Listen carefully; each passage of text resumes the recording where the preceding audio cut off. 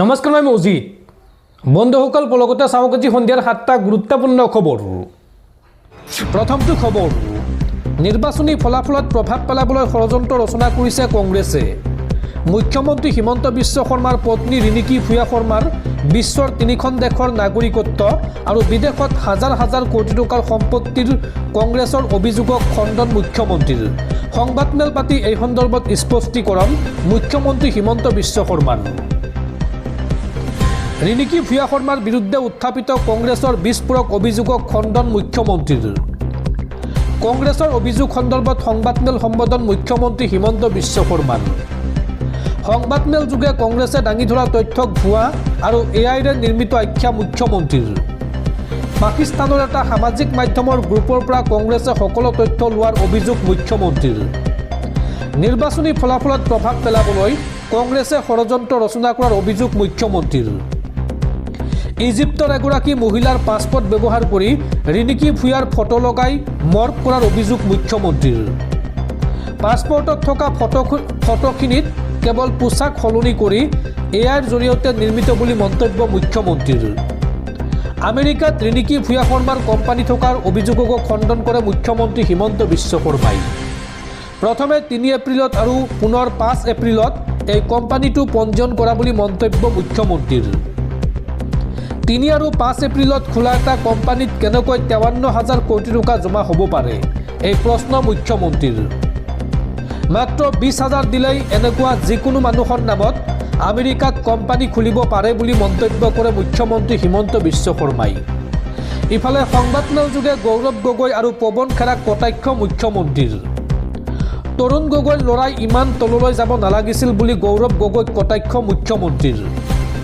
আৰু কংগ্ৰেছ নেতা পৱন খেৰাকো ফাল্টু মানুহ আখ্যা মুখ্যমন্ত্ৰীৰ। পৱন খেৰাৰ জীৱনৰ শেষৰটো দিন অসমৰ জেলত হ'ব বুলি মন্তব্য কৰে মুখ্যমন্ত্ৰী হিমন্ত বিশ্ব শৰ্মাই। পৰৱৰ্তী খবৰ, ৰাজ্যত পুনৰ ভয়ংকৰ ঘটনা।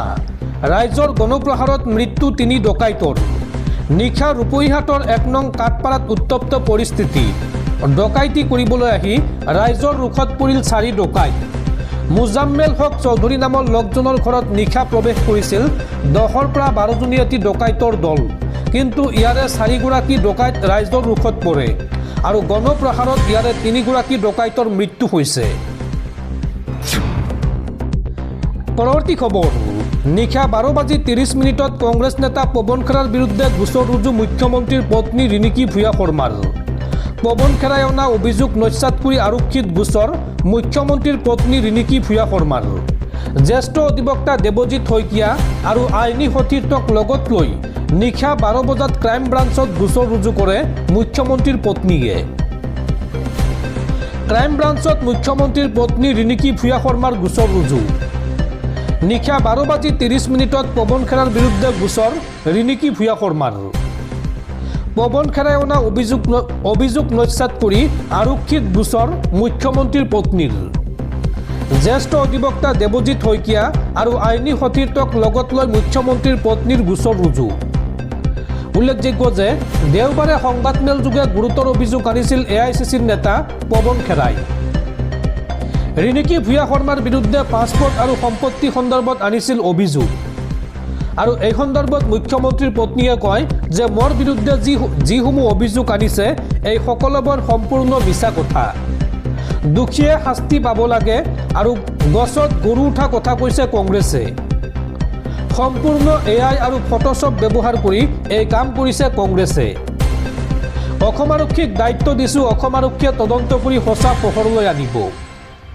52,000 কোটি টকা আমেৰিকাত বিনিয়োগ কৰিলে মই অসমত কিয় থাকিম?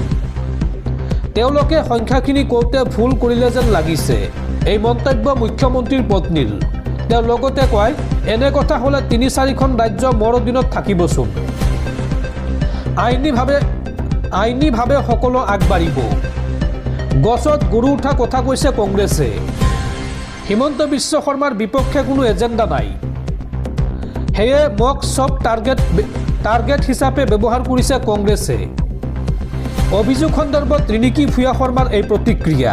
কংগ্ৰেছে যি গুৰুতৰ অভিযোগ উত্থাপন কৰিছিল সেই অভিযোগ সন্দৰ্ভত এই মন্তব্য কৰিছে মুখ্যমন্ত্ৰীৰ পত্নী ৰিণিকী ভূঞা শৰ্মাই। দৰ্শকসকলৰ বহুতো গুৰুত্বপূৰ্ণ খবৰ আছে। তাৰ আগতে আপোনাক জনাওঁ যে যদি আপুনি এতিয়ালৈকে এইটো ভিডিঅ'ত লাইক কৰা নাই তেন্তে এতিয়াই ভিডিঅ'টোত লাইক কৰি দিয়ক আৰু এনেকুৱা ধৰণৰ ভিডিঅ'সমূহ নিতৌ চাবলৈ চেনেলটো ছাবস্ক্ৰাইব কৰি কাষত থকা বেল আইকনটো প্ৰেছ কৰি ৰাখক। পৰৱৰ্তী খবৰ, সৰুপথাৰ সমষ্টিৰ বিজেপিৰ প্ৰাৰ্থী বিশ্বজিৎ ফুকনৰ বাসগৃহলৈ গ্ৰেনেড নিক্ষেপ দুৰ্বৃত্তৰ। কোনো অচিনাক্ত লোকে গ্ৰেনেড নিক্ষেপৰ সন্দেহ। ঘটনাস্থলীত উপস্থিত ক্ৰাইম ব্ৰাঞ্চ আৰু আৰক্ষীৰ দল। ততাতৈয়াকৈ তদন্ত আৰম্ভ কৰিছে স্থানীয় প্ৰশাসন আৰু আৰক্ষীয়ে। উল্লেখযোগ্য যে এই ঘটনাৰ সময়ত বাসগৃহত উপস্থিত নাছিল পৰিয়ালৰ কোনো লোক আৰু এই সন্দৰ্ভত বৰপথাৰ আৰক্ষী থানাত এজাহাৰ দাখিল বিশ্বজিৎ ফুকনৰ। পৰৱৰ্তী খবৰ, মুখ্যমন্ত্ৰী হিমন্ত বিশ্ব শৰ্মাক নিৰ্বাচনত প্ৰতিদ্বন্দ্বিতাৰ বাবে অযোগ্য ঘোষণা কৰা উচিত। মুখ্যমন্ত্ৰীৰ বিৰুদ্ধে এইবাৰ ইডি, CBI আৰু ইলেকশ্যন কমিশ্যন অফ ইণ্ডিয়াত গোচৰ তৰিব কংগ্ৰেছে। মুখ্যমন্ত্ৰী হিমন্ত বিশ্ব শৰ্মাৰ পত্নীৰ বিদেশৰ নাগৰিকত্ব আৰু বিদেশত হাজাৰ হাজাৰ কোটি টকাৰ বিনিয়োগ সন্দৰ্ভত পুনৰ সৰব হৈ পৰিছে গৌৰৱ গগৈ। মুখ্যমন্ত্ৰী হিমন্ত বিশ্ব শৰ্মা আৰু তেওঁৰ পত্নীয়ে সংবাদ মাধ্যমৰ আগত এই সন্দৰ্ভত স্পষ্টীকৰণ দিয়াৰ পিছতে পুনৰ সৰব হৈ পৰিছে গৌৰৱ গগৈ। গৌৰৱ গগৈয়ে এই সন্দৰ্ভত কয় যে নিৰ্বাচনত প্ৰতিদ্বন্দ্বিতাৰ বাবে হিমন্ত বিশ্ব শৰ্মাক অযোগ্য ঘোষণা কৰা উচিত আৰু মুখ্যমন্ত্ৰীৰ বিৰুদ্ধে ইডি, CBI আৰু ইলেকশ্যন কমিশ্যন অফ ইণ্ডিয়াত গোচৰ তৰিব কংগ্ৰেছে। পৰৱৰ্তী খবৰ, ভাৰত বাংলাদেশ সীমান্তত এইবাৰ মেলি দিয়া হ'ব সাপ আৰু ঘৰিয়াল। অবৈধ অনুপ্ৰৱেশ ৰোধিবলৈ ব্যৱহাৰ কৰা হ'ব সাপ আৰু ঘৰিয়াল। বাংলাদেশ সীমান্তৰ নদীত মেলি দিয়া হ'ব সাপ আৰু ঘৰিয়াল। নদী পথেৰে হোৱা অবৈধ অনুপ্ৰৱেশ ৰোধিবলৈ BSF ল'ব পাৰে এনে পদক্ষেপ। আন্ধাৰ বা কোনো সংকেত নথকা অঞ্চলত এই নিয়ম ৰূপায়ণৰ সম্ভাৱনীয়তা বিবেচনা কৰি আছে BSF-এ। জন্তু ব্যৱহাৰৰ বিভিন্ন দিশ সন্দৰ্ভত নিৰীক্ষণ কৰিছে কেন্দ্ৰীয় গৃহ মন্ত্ৰালয়ে। পৰৱৰ্তী খবৰ, অসমখন অখিল গগৈৰ পৈতৃক সম্পত্তি নহয়, অসমখন খিলঞ্জীয়া ৰাইজৰহে। অবৈধ বিদেশী অসমত আহিব নে নাহিব সেই সিদ্ধান্ত অসমবাসীয়ে ল'ব। লুঙি টুপি পিন্ধা মানুহৰ প্ৰসংগত অখিল গগৈক এই প্ৰত্যুত্তৰ মুখ্যমন্ত্ৰী হিমন্ত বিশ্ব শৰ্মাৰ। উল্লেখযোগ্য যে দুদিন পূৰ্বে নিৰ্বাচনী প্ৰচাৰ চলাই অখিল গগৈয়ে মন্তব্য কৰি কৈছিল যে লুঙি টুপি পিন্ধা মানুহ বৰ্তমান গুৱাহাটীলৈ আহিবলৈ ভয় কৰে আৰু আমাৰ চৰকাৰ আহিলে অসমৰ প্ৰতিজন নাগৰিকে অসমৰ প্ৰতিটো ঠাইত যাব পাৰিব। অৰ্থাৎ অসমৰ প্ৰতিজন মানুহৰ উজনি নামনি গুৱাহাটী সকলোতে যোৱাৰ অধিকাৰ আছে। এই মন্তব্য কৰিছিল অখিল গগৈয়ে আৰু অখিল গগৈয়ে কৰা মন্তব্যৰ এইদৰে প্ৰত্যুত্তৰ দিলে মুখ্যমন্ত্ৰী হিমন্ত বিশ্ব শৰ্মাই। পৰৱৰ্তী খবৰ, বৰ্তমান ভাৰতৰ এখন দুখন ৰাজ্যতহে কংগ্ৰেছৰ চৰকাৰ আছে। জনতাৰ ওচৰলৈ কংগ্ৰেছে নিজৰ ৰিপৰ্ট কাৰ্ড লৈ যাব নোৱাৰে, কিন্তু NDAৰ চৰকাৰে সকলো তথ্য ৰাইজৰ ওচৰলৈ লৈ যায়।